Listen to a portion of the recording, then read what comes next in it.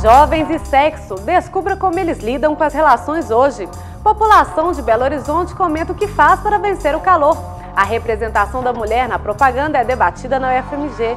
E ainda nessa edição fica a dica sobre o samba. É agora no Circuito UFMG.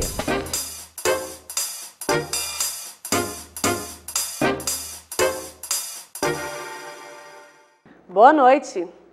Sexualidade. A Declaração Universal dos Direitos Humanos diz que o direito de se viver a sexualidade é tão fundamental quanto o direito à vida.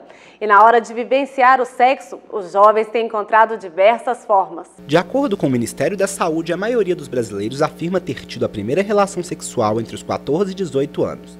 Mas para essa sexóloga, apesar da nova geração iniciar a vida sexual mais cedo, o assunto ainda carrega tabus. Tabu nem é tanto do próprio jovem. Se vê que eu estou fazendo esse parâmetro, parece que dá incoerência entre o tabu e a prática sexual. Eu acho que existe da família mais tabu do que dele mesmo. Então não está conseguindo esse encontro do que ele quer, do que ele deseja. Porque hoje tudo pelo princípio do prazer, prazer muito imediato, a dificuldade de adiar a recompensa, né, na vida, e por isso eles vão em busca desse prazer sexual também, assim como as outras coisas que estão aí no mercado. O levantamento apontou também que 10% dos jovens entre 18 e 29 anos ainda são virgens, entre eles Lorena e Daiane. Eu ainda não me senti totalmente preparada para fazer, né? E o momento certo para mim ainda não chegou, não. Eu sigo a palavra de Deus, né? E na palavra fala que o jovem ele tem que se guardar. O sexo para o jovem cristão ele só deve ocorrer dentro do casamento seguro, dentro de um casamento, de uma relação segura, que é o casamento.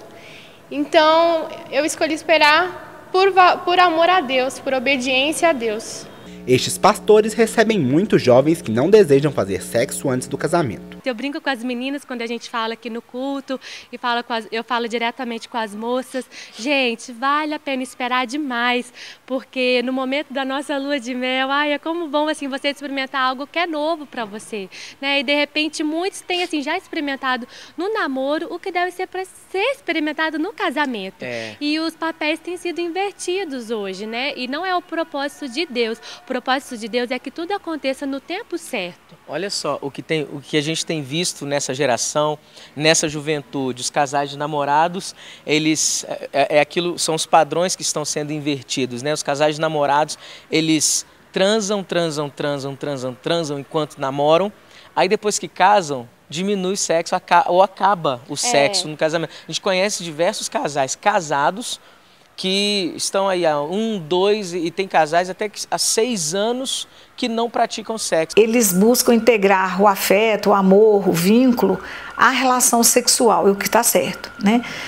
Se você pega uma geração para trás, você vai ver o seu pai, por exemplo, né, seus avós, você vai ver que existia uma preocupação, principalmente dos meninos, nos meninos, né, os pais se preocupavam com os meninos, de que eles tivessem essa relação sexual, que experimentassem essa relação sexual, para não se ver virgem mais e para constatar que eles eram homens mesmo. Então, o próprio pai pedia para o tio, dava um dinheiro e falava, olha, leva lá. Então, esses meninos iam na profissional, né? E tinham essa primeira experiência. Algumas vezes boas e algumas vezes muito frustrantes, né? Então, eu acho essa opção de rapaz de 20 anos, de 18, meninas também, né? De manterem-se virgens até conhecer uma pessoa e gostar dessa pessoa. Existe uma linha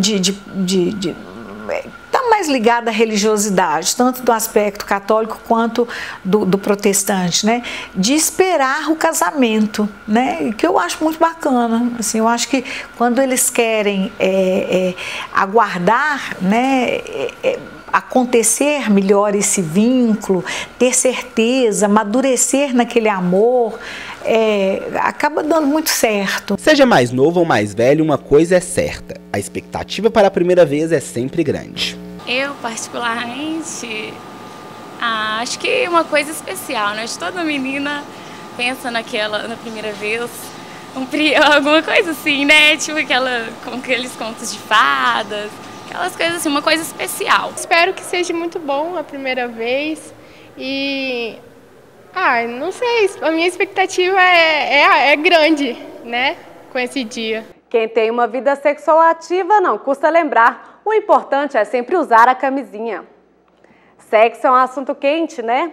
Mas agora vamos falar de outro calor. Nossa equipe foi às ruas para descobrir como a população de Belo Horizonte tem lidado com temperaturas de 36 graus.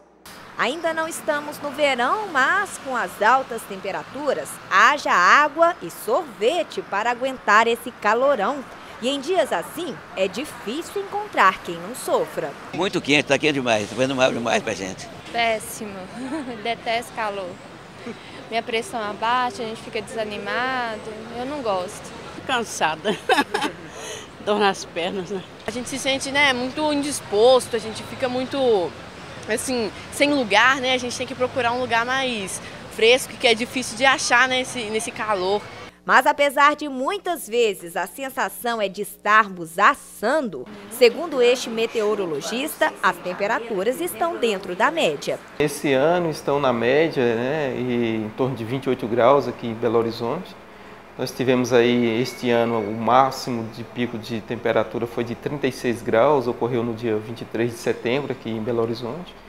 E a perspectiva para frente ainda que continue alternâncias de dias de calor, entretanto com o período agora intensificando as chuvas, diminui um pouco mais essa sensação de calor extremo na população. Nós temos nessa época do ano um aumento da umidade média na atmosfera, né?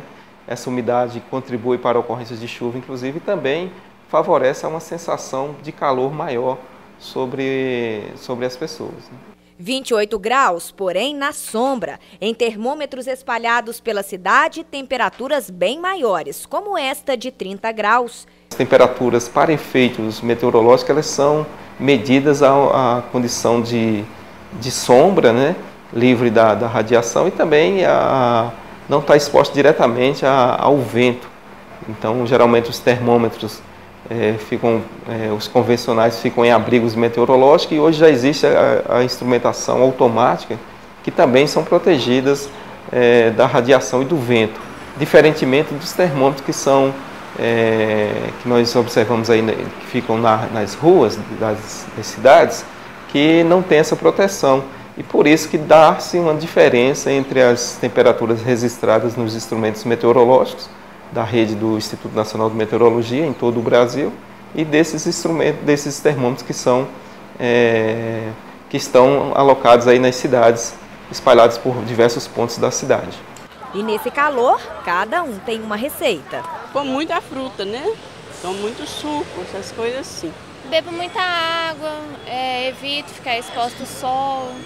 Muita água, muito refrigerante e vai embora. Sorvete, de vez em quando vou pro clube, final de semana. Procurar até mesmo a árvore para ficar debaixo, até serve. No calor é muito importante a gente ter uma preocupação com a exposição ao sol, por causa do ultravioleta, que quando recebido em grande quantidade pode provocar câncer de pele, pode provocar envelhecimento cutâneo, surgimento de manchas. E também ambientes de altas temperaturas, quando não tem uma boa circulação, ambientes fechados, deve-se tomar o cuidado com a insolação, que é uma desidratação decorrente a uma exposição prolongada a um local onde tem um aumento muito grande da temperatura pelo calor excessivo, sendo nestes casos os grupos mais vulneráveis, idosos e crianças. E se só de ficarmos expostos ao calor o nosso organismo já sofre, e muito, imagina a prática de exercícios físicos em altas temperaturas como no verão. E é justamente isso que o Laboratório de Fisiologia aqui da Escola de Educação Física da UFMG estuda, o impacto do calor no nosso organismo. O que nós estamos fazendo ali é fazendo um ambiente quente artificial, que é feito dentro de uma chamada câmara ambiental. A câmara ambiental é como se fosse uma sauna bem sofisticada, porque nós podemos naquela câmara elevar a temperatura até 60 graus, por exemplo, né, que é uma temperatura extremamente elevada. E aí nós podemos ver quais são as alterações nas respostas do atleta. A gente compara, ele faz uma vez o exercício, por exemplo, a 20 graus, e depois nós colocamos a 40 graus. e nós podemos saber qual é o efeito do calor, desse aumento de temperatura ambiente, nas respostas cardiovasculares do atleta, nas respostas metabólicas e na sua capacidade física, o que é mais importante, né? Que para atletas o que interessa saber é o seguinte, é quanto que o calor vai prejudicar o seu desempenho.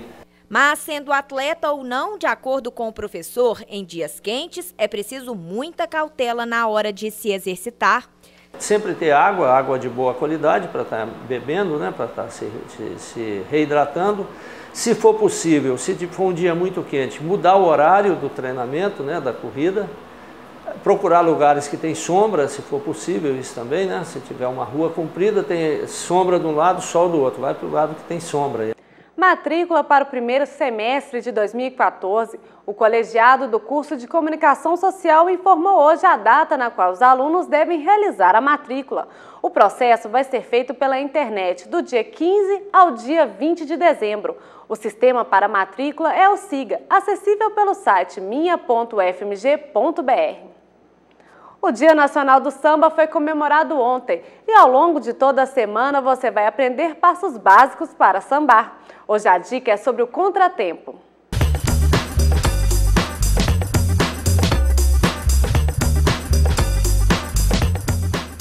Agora eu vou mostrar o segundo passo do samba, que é o contratempo. Contratempo, contratempo.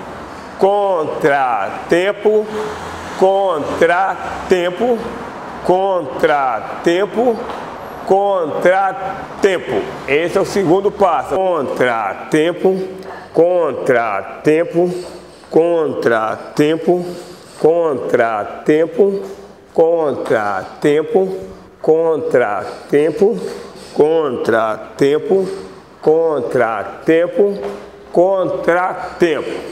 Amanhã, a dica é o passo gancho da dama. Não perca! Mulheres na propaganda. Cartazes de festa na UFMG provocaram polêmica entre o movimento feminista. Na reportagem a seguir, nós vamos discutir a representação da mulher na publicidade.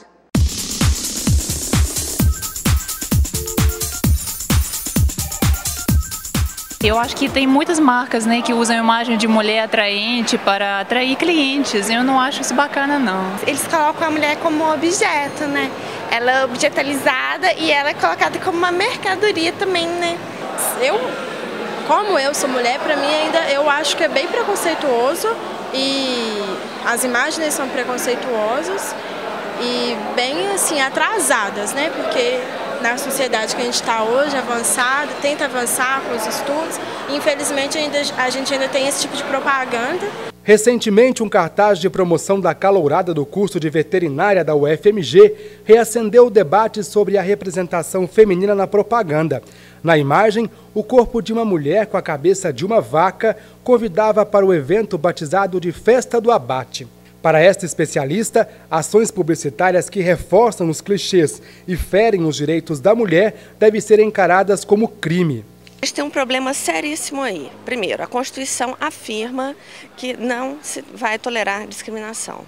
Então, essa ideia de que a liberdade absoluta, a liberdade de expressão absoluta, não é, porque você não pode discriminar as pessoas. Mesmo existindo punição para os envolvidos, como é o caso dos publicitários, regidos pelo CONAR, o conselho criado para autorregulamentar as propagandas, a doutoranda defende que ainda são poucos os casos de penalização. Entre a propaganda ser veiculada, o processo judicial começar e ter uma resposta definitiva, se passaram muitos anos, então não é tão eficaz. Às vezes eles demoram tanto a julgar que a publicidade já saiu do ar.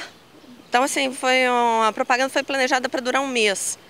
O processo para caçar essa propaganda vai ser julgado daqui a 2 meses, então não fez o menor sentido.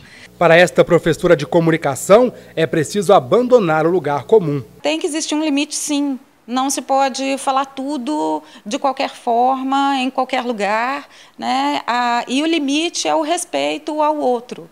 E nesse caso, assim, a fala hegemônica, a fala da propaganda é a fala feminina, é a fala masculina, desculpa, é a fala masculina, é a fala branca, urbana, rica, é aquele que detém a fala de se falar do outro. A mulher é vista como esse outro, como um objeto várias vezes como objeto a ser consumido. No caso da veterinária, a pressão foi tão grande que um outro cartaz foi criado para tentar amenizar a situação. Neste é o rosto de um homem e o corpo de uma vaca que promovem o evento. Eu vejo com bons olhos o fato do DA ter pedido desculpas e ter mudado o layout do cartaz. A publicidade tende a ser muito conservadora nessa representação. Então, a gente vê sim alguma mudança e algum movimento para que mude mais, mas hoje em dia o que se vê ainda está muito aquém do que se poderia esperar de uma representação da mulher que seja, no mínimo, respeitosa na propaganda. O circuito chega ao fim. Obrigada pela companhia e até amanhã.